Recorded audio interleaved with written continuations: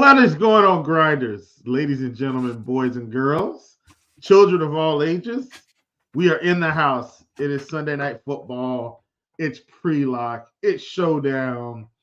And boy, do we have some, dare I say, an interesting game on tap tonight. In fact, let me back that up. Let's back that thing up. TJ, this game is actually not interesting. It's awful. However, as oftentimes when we think that showdown is going to be exciting because of two explosive teams, we only get it for they give us one glimmer of hope in one quarter, and then all the others are awful. Tonight, we feel like the Chargers should dominate this game. Chicago Bears with a backup quarterback, but the Chargers defense has really shown some serious issues. We're not going to get into that right now. This is just the introduction. I'm saying that to cement my point that while we think this game may be just the worst of the worst, this might be one of the best Sunday Night Football games we get all year. I'm kidding. TJ, over to you. How's everything?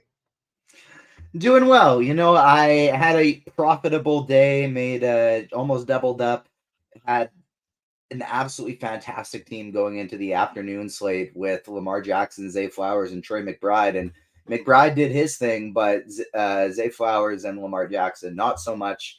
Thought it was going to be a huge day, ended up being just fine, but we are on to the night slate.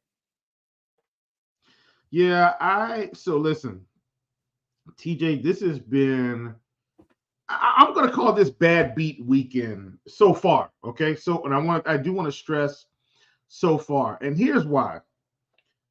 Yesterday for college football, for those of you that know, I do like to dabble in the prize pick streets, the pick 'em street, so forth and so on. TJ, I missed several cards by one play.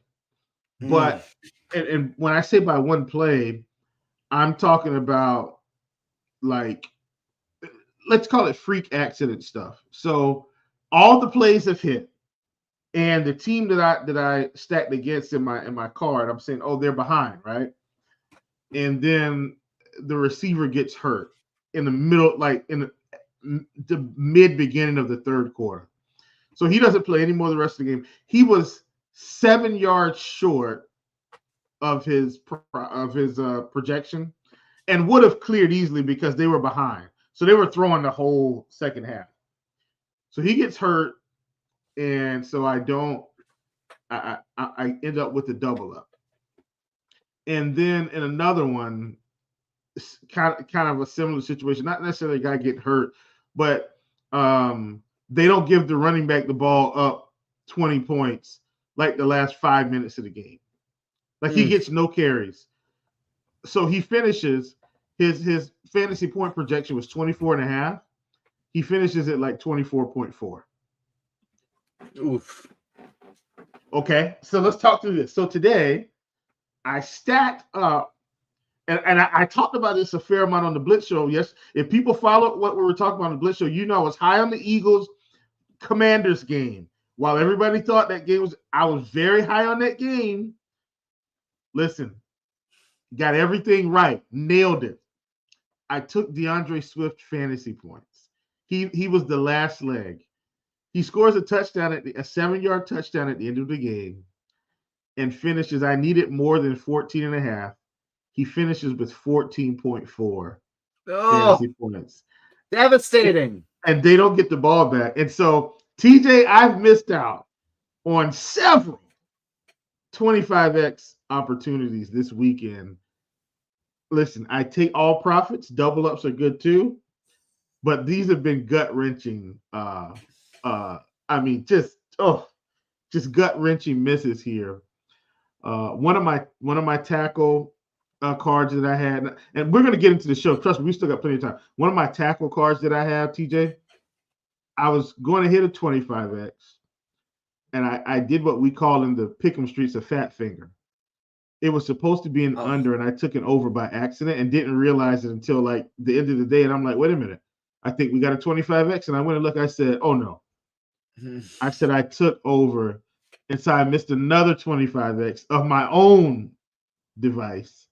TJ, gotta get this double up monkey off my back. I'm doing everything right, and it's just been one of those weird times. So I'm going to defer to you here. I'm going to shut up, and obviously, we always start with our kind of overall strategy. On that note, one more bad beat. Did you see Chris Olave get hit in the face with the ball hit right in the face mask on a wide open 40-yard pass? No, I didn't see that. He had a 40-yard touchdown pass. At that time. Carr actually throws a perfect ball, hits Olave right in the face, and falls to the ground. He would have had a 40-yard touchdown, and I was 20 Olave yards away from a 2K parlay hitting today. Oh, well, geez.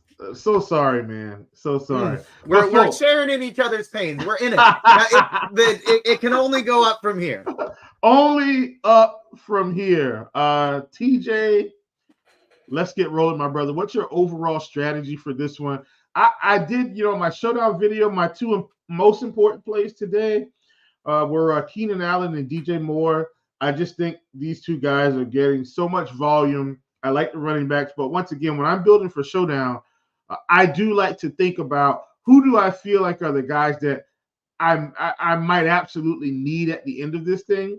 And there's another guy too, but when Keenan Allen gets those 12, 15 target games, I mean, you're going to need him because if he gets that type of volume tonight, at the end of the night, you're going to be kicking yourself if you don't have him in that build. So, and then I took a look at DJ Moore, and one of the things that was interesting for me, TJ, was last week, DJ Moore actually kept the same production. It wasn't like because he had the backup, he just fell off the map. He still had 9 targets. When I saw that, I was very encouraged.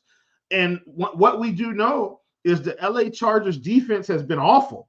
So they shouldn't have trouble moving the ball here. I'm not saying they're going to score 30 points. I'm saying there should be some opportunities for success through the air. And so I'm hoping that the Bears take advantage of that. So those are kind of two of my important plays, even though they're both fairly expensive for this slate. I just think they're important because of the volume that they get. TJ, what's your overarching theme for this one? I like that call quite a bit, and because my thought process in this game is I do think it's going to be a bit of a Chargers onslaught. And with that being the case, I want to jam in, and you could do this. You could sub, from what it sounds like to me, is you're doing the same thing as me, but subbing in DJ Moore for Austin Eckler. And I'm just going, because I think the Chargers are going to dominate, I want Eckler, Herbert, and Allen together as much as possible because realistically, those three could combine for more fantasy points than anyone else in this game. Like those three and the entire field, those three could have more than the entire field. And so I want to get as much of them as possible. My biggest fear, I'm doing like a big cash style single entry lineup today in addition to a 20 max. And so the big cash single entry style, it's jamming in Eckler, Herbert, Allen, and then getting some Donald Parham because there's no Gerald Everett today. Full Chargers onslaught.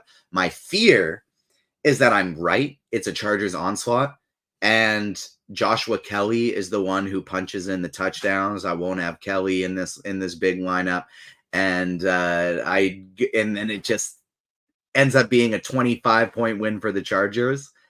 And I get nothing out of it because I don't have Kelly in that lineup. So that is a worry for me. But I feel like, honestly, more confident that that'll be the case than Tyson Bagent lighting it up and going, having a great game in this one. I do think I have one team with I have a couple DJ Moore captains because I really like him today as well. And then I think I have one team with Tyson Bagent MVP that is a Bears stack. But one and only one. Okay, I totally get that. Listen, I'm probably higher on Tyson Bagent today. So let's talk about this, TJ, because this is not something we see typically.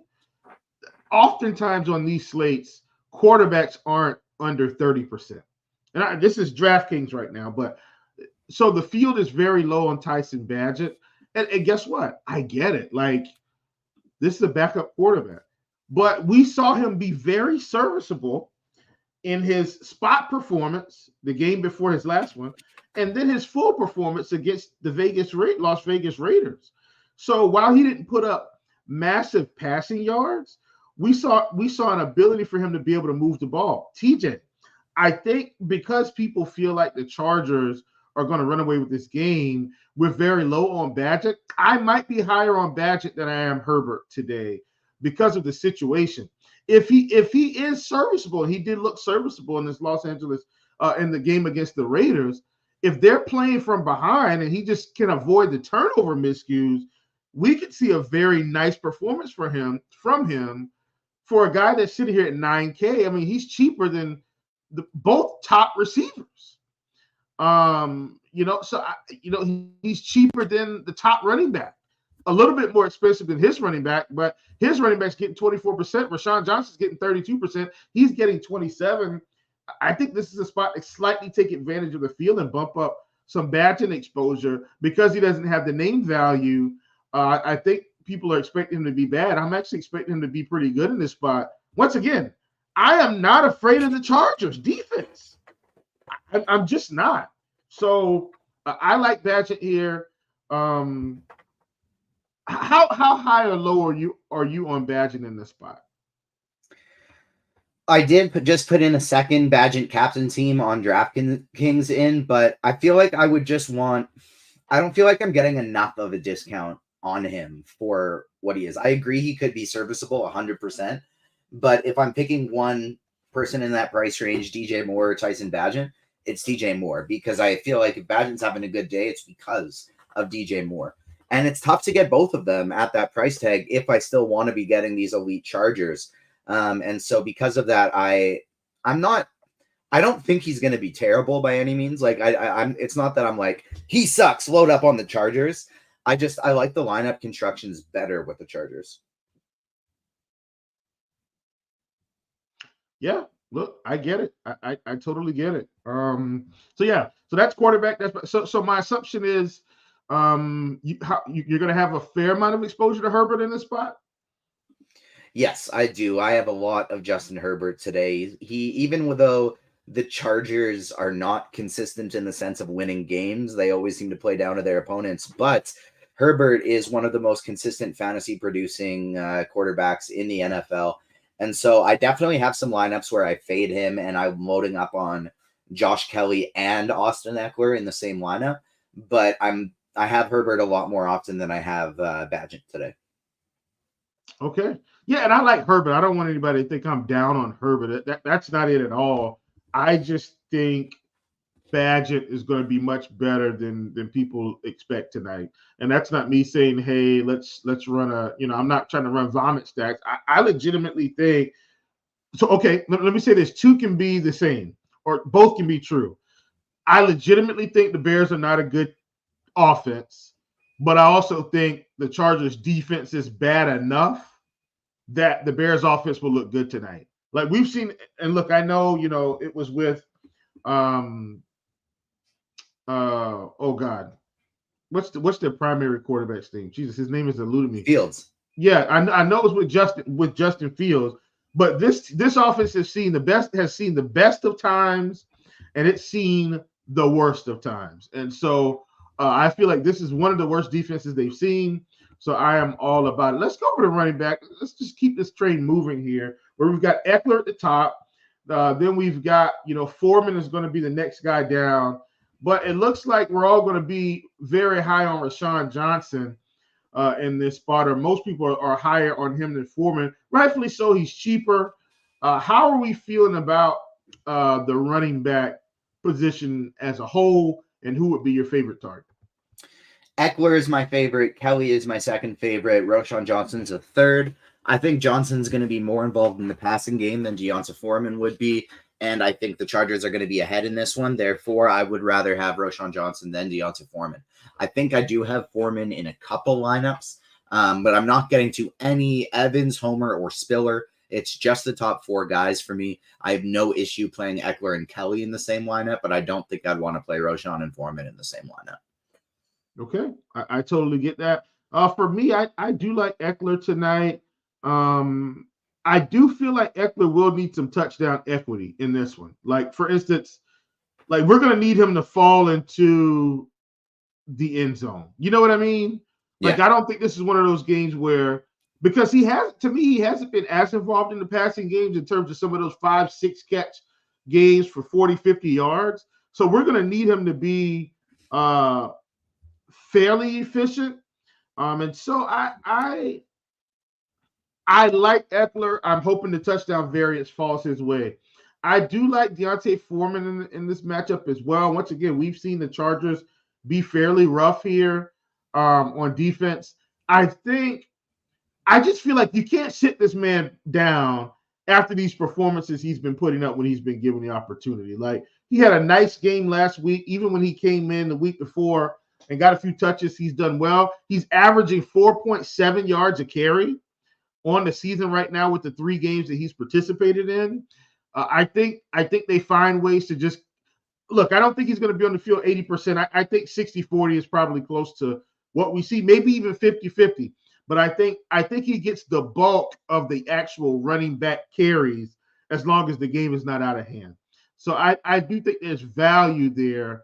Once again, I think this team can move the ball, and he should have some touchdown equity if they get down near the goal line. So I do like him. I'm with you on Rashawn Johnson. If the script in your mind, and as we always talk about on this show, TJ, Showdown is telling the story. And so if the script in your mind is Chargers up big, Bears trying to come from behind, then Rashawn Johnson is definitely probably your guy. How do you feel about Josh Kelly? And let's talk through that, because with Eckler back, I don't see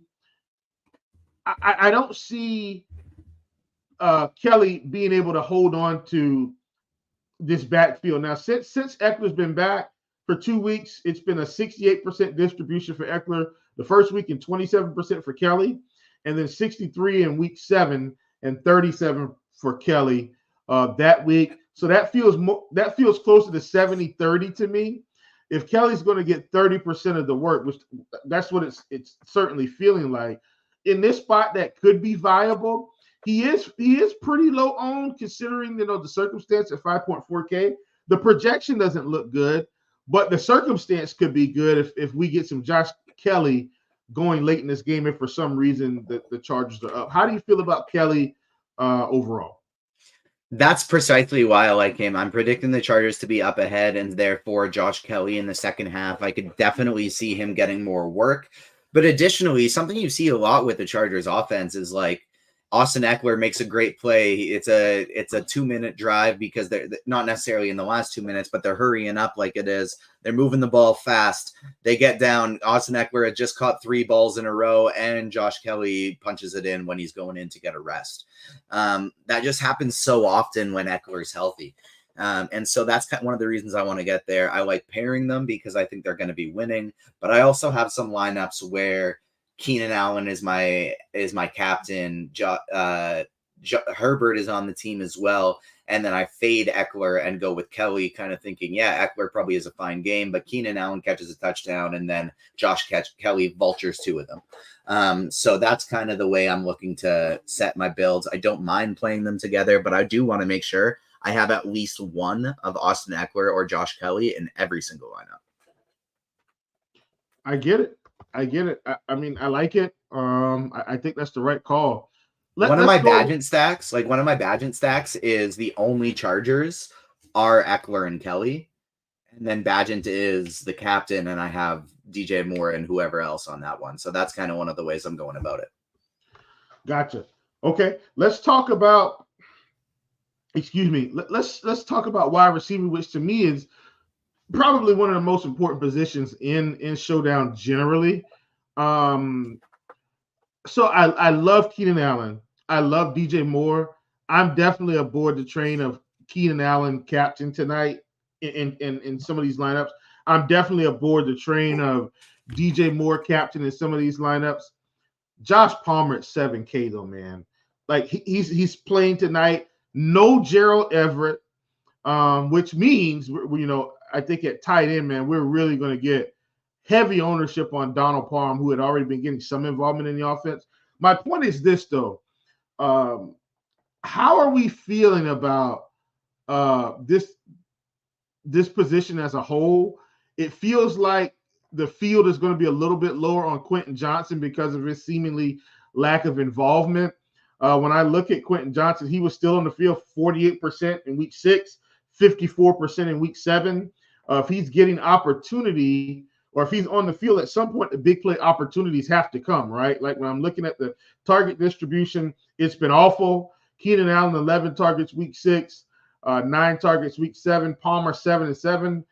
Quentin Johnson, 2-2. We've got to see some more targets, in my opinion. But the fact that he's on the field leaves me to believe that at some point he's got to get involved here. I'm willing to roll the dice on him. I think we know about these obvious plays. Like you shouldn't be avoiding Allen and DJ Moore and Palmer. Like you should have them sprinkled in at least. But for me, Quentin Johnson getting lower ownership than a guy like Tyler Scott and Darnell Mooney, it just has me intrigued from a large field perspective. Because if he catches 150-yard touchdown, look out, you're going to need him at that price. Yeah, exactly. And he could take a screen pass for a 50-yard touchdown. And so Keenan Allen's priority 1 for me, DJ Moore's priority 2. After that, it becomes much less. There's no one who is really a priority for me. Everybody is just like, if they fit, great. I'm okay with playing them. But that's about it. Josh Palmer, if it wasn't for being kind of questionable all day, if I knew he was fine and wasn't just going out there and toughing it out, like if I knew that he was actually fine, then I would be playing him. But the fact that he had a Q tag all day, and I still am getting him in a lot of my 20 entry builds. He's just not in my single entry. But having said that, I would probably want to make sure I have either one of Allen or Palmer. And then I wouldn't play much Josh Palmer and Quentin Johnson together because there are a lot of other players I like better. But I do like the idea of playing one of them or even Darius Davis, thinking that like if Palmer's 100%, if we knew he was 100%, he would be firmly one of the very best plays on the slate at 7K.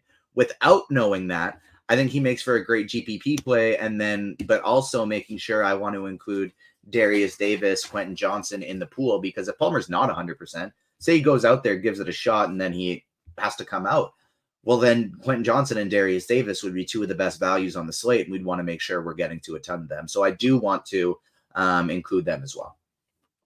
Absolutely. I like it. All right, let's move to, listen, this is the position I call my least favorite position in Showdown, and that's defense. We got tight ends though. No, I'm skipping. I'm going to come back. Okay, I got you. Just because I feel like for me, I'm not playing defenses. Yes, the Chargers could absolutely, take one to the house. So could the Bears, right? But I just feel like defenses are so wishy-washy. Let's call it wishy-washy. So I'm not playing defenses tonight, even though from the public perspective, we should be playing the Chargers because they're facing this backup no-name quarterback. The Chargers are too expensive. If they were 4K, I might have considered it. At 5,800, I'm not touching the Chargers defense. I'm definitely not touching the Bears. Not touching the Bears. I do have a couple lineups with the Chargers defense, either with Kelly either with Eckler as the MVP, or in some lineups that have Kelly and Eckler, just because that's telling the story that they are up big. And if they're up very big, well, there's a good chance a defensive touchdown was involved, or the Bears offense just did absolutely nothing. And so because of that script, when I'm playing Kelly and Eckler together, I do have some Chargers defense, but I'm with you. They're overpriced and definitely far from optimal. Yeah, absolutely. All right, kickers. How are we feeling about kickers? We got Cameron Dicker at 5,200. Like, kickers are usually 4K on these or like mid 4Ks on these slates. 5,200 for a kicker, that feels expensive too, especially in the spot where I feel like they're going to score more touchdowns than field goals. I'm kind of out on Cameron Dicker. I don't mind Cairo Santos, but Cameron Dicker, I think he's getting the X button for me tonight. I'm getting to both of them, just depending on where they land. Like, there's a couple lineups where if I have Eckler at the captain, I like the correlation of having Dicker there. Maybe Herbert doesn't throw a lot of touchdowns. That's why he didn't get in the captain spot. That's why it's not one of the receivers. and he gets a few field goals. Because I do think this is going to be a game heavily in the Chargers' favor, I want to get some exposure to their kicker. But again, it's very similar to the Chargers' D. They are overpriced and far from optimal due to that price. Yep, I'm with you 100%. Let's move on to the next thing here. The other thing, though, I do want to say with both Dicker and Santos is if you compare them to the guys at the flex position and you look at Quentin Johnson, Darnell Mooney, and Josh Kelly, even though I like him for tournaments, Cole Kmet, Chargers defense, their projections compare very well to them. Like, they're just as good, if not better. And so even with those price tags, the kickers are still projecting fairly well. Yeah, I get it. I'm just Cameron Dicker, 5,200 feels expensive to me tonight. Here we go. Here's why I held tight end late. It's the best position on the slate. Yeah, to me, I think this is your money making spot tonight. And I know we feel like the tight end spot is kind of always the money making spot, but how much is the field going to value Donald Parham, right? And then how much are they going to value Stone Smart? Like, so, like, kind of where are we going to end up? Because look, tonight is a night, TJ. We've got, in terms of actual what we feel like are productive tight ends in the RG projections, 1, 2, 3, 4, 5, 6. We've got 6 that we feel like are going to be mostly productive, right? Or have some production. Out of those 6, 2 are at 22, 2 are basically at 10. And then the other, which is Mercedes Lewis, is at 2%. We've only got, so we're not sneaking up on anyone tonight at tight end, which is something we usually can do, TJ, and that's because of the Gerald Everett effect of him being out. So how are you feeling about tight end tonight? Do you want to leverage any of these spots here? Like, Parham at 22% is probably right. Like, do we want more? Do we want less? Stone Smart at 10%, at least from a projection of ownership standpoint. Typically, this is a guy we would probably see in the 2-3% category, getting him at 10% tonight because of the Gerald Everett effect. Like, how do we want to handle some sort of differentiation in tournaments? Donald Parham is one of my favorite plays on the slate. I'll say specifically on FanDuel too, where he's 7K. On FanDuel, I would have him in probably close to 100% of my lineups. You know, we got friend of the show, Big Hurt in chat, asking favorite large field favorite MVP.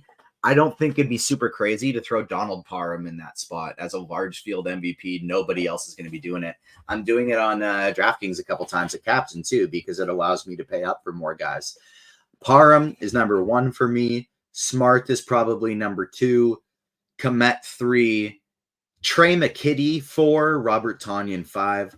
I think Trey McKitty is a guy that's been in this offense for a while. I could easily see him just kind of piling into some, if they have some formations where they just want, if the young guys screw up a couple times. Parham is more of a pass catcher.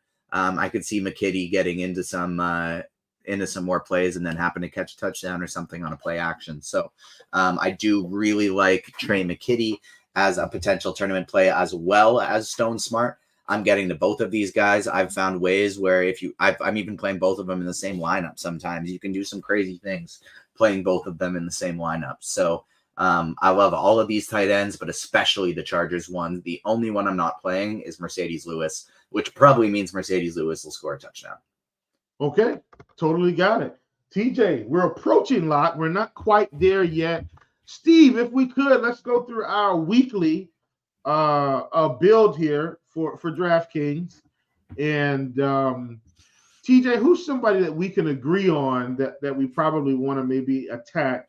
Well, first, yeah, let's go full-blown tournament take, right? Let's not build the field tonight. Let's kind of build against the field, but still with a little bit of wisdom. So sometimes we don't have to go completely different in the field to win. We just have to have some slight differentiation, if you will. Now I know we don't completely agree on Tyson Badgett in terms of captain, which I'm definitely don't want to play him in the captain. But in the flex, I am very interested in Tyson Badgett. Is that something you can stomach, I guess, in terms of us building for against the field here? I can stomach it. But if we're doing it, I want DJ Moore as our captain. Okay, so maybe we go through. Okay, so let's go DJ Moore captain. Looking for a DJ Moore nuke game here. And then for me after that, Steve, let's go Tyson Badgett. And so if we're doing that, then basically what we're saying is, so it's basically a story that we're telling that, believe it or not, works out a lot. And so a lot of times we think that the team that's doing all of the scoring initially is kind of what you need, but oftentimes that wide receiver that keeps catching dink and dunks for 10 yards here, 12 yards there, 20 yards here, a big 30-yard touchdown, another catch here, like DJ Moore may see tonight if they're behind. That might be the answer. So we've got DJ Moore, we've got Tyson Badgett. I think one play that we are going to agree on, you talked about Donald Parham. We feel like Donald Parham is going to be involved in any opposition to Donald Parham going in this build. No, absolutely love Donald Parham today. No problem with that at all. I do want to say really, really quick, but because there is still some time before lock here, this is probably my favorite single game prize pick slate and underdog as well of the entire season so far. There are some lines to me that just feel absolutely not right. First and foremost, Austin Eckler, more than 40. I wrote up an article I do for every single Thursday, Sunday Night Football, and Monday Night Football for prize picks up on RotoGrinders. I wrote it this week as well for Sunday Night Football, and I said Eckler, more than 49.5 rushing yards. That's my favorite prize picks DFS pick'em of the entire season for the NFL so far. That to me just feels like an absolute smash. In addition to that, though, there's great ones for you to pair them with in the same game. For one, Roschon Johnson is back in the lineup, and we think he's going to be a passing back. It correlates well with this. More than 11.5 receiving yards. Roschon Johnson, more than 11.5 receiving yards. That's just fantastic. That could be one pass. And on that same note, we both like DJ Moore, and this has gone up throughout the day. I got it at underdog earlier at more than 56.5 passing receiving yards. He's up to 60.5 now. But I still really like that because he could get that in one big pass today, even if it's like a screen pass, he could take that deep. So yeah, I love that. Let's get Donald Parham in this lineup. Eric Johnson in chat asking about smarts, $200 on DK. Yeah, I think he's 100%. Yeah, we already talked about it, Eric. Yeah, we already talked about that. He must have stepped away. Eric, one of our longtime listeners, longtime supporters. Thank you, Eric. So we've got Parham in there. Let's see if we can go one more, not to completely give this whole thing away. So to me, if we feel like the Bears are coming from behind, at some point you already talked about Austin Eckler and what his contribution may be to this game. I like Eckler in this build because down the stretch we feel like Eckler is going to pick up a few more carries, have a chance to maybe break a couple. So I like the Eckler effect of this build just in something like that. And that gives us a 2-2 right now. You could easily go, 4-2 Bears if you think they're playing from behind.